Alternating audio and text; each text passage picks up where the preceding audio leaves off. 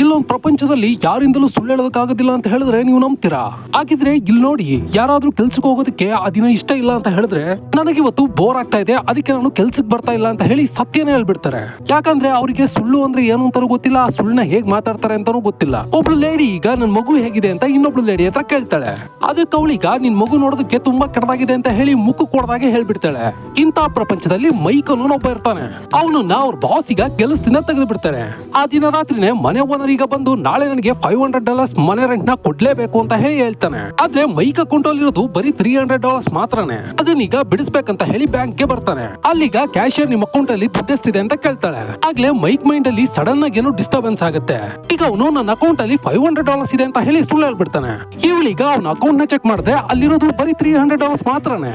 ಆದ್ರೂ ಅವ್ನು ಹೇಳಿ ಸುಳ್ಳನ್ನ ನಂಬಿ ಸಿಸ್ಟಮ್ ಅಲ್ಲಿ ಏನೋ ಪ್ರಾಬ್ಲಮ್ ಇರಬೇಕು ಅಂತ ಹೇಳಿ ಅವ್ನ್ ಕೇಳಿದ $500 ನ ಕೊಟ್ಬಿಡ್ತಾಳೆ. ಅಲ್ಲಿಂದ ಅವ್ನ ಫ್ರೆಂಡ್ ನ ಕರ್ಸಿ ಇಬ್ರು ಈಗ ಕಾರಲ್ಲಿ ಹೋಗ್ತಾ ಇರ್ತಾರೆ.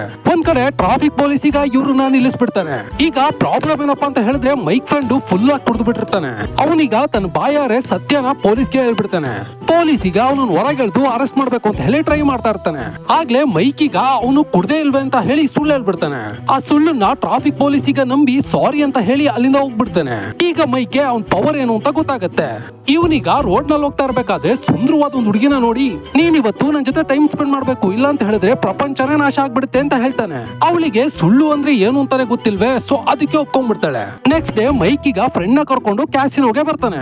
ಅಲ್ಲಿಗ ಕ್ಯಾಸಿನೋ ಮ್ಯಾನೇಜ್ಮೆಂಟ್ ಹತ್ರ ನನ್ನ ಫ್ರೆಂಡ್ ಜಾಕ್ ಬಟ್ ನ ಗೆದ್ದಿದ್ದಾನೆ, ಆ ದುಡ್ಡು ಮಷೀನ್ ಅಲ್ಲಿ ಸ್ಟಕ್ ಆಗ್ಬಿಟ್ಟಿದೆ ಅಂತ ಹೇಳಿ ಸುಳ್ಳು ಹೇಳ್ಬಿಡ್ತಾನೆ.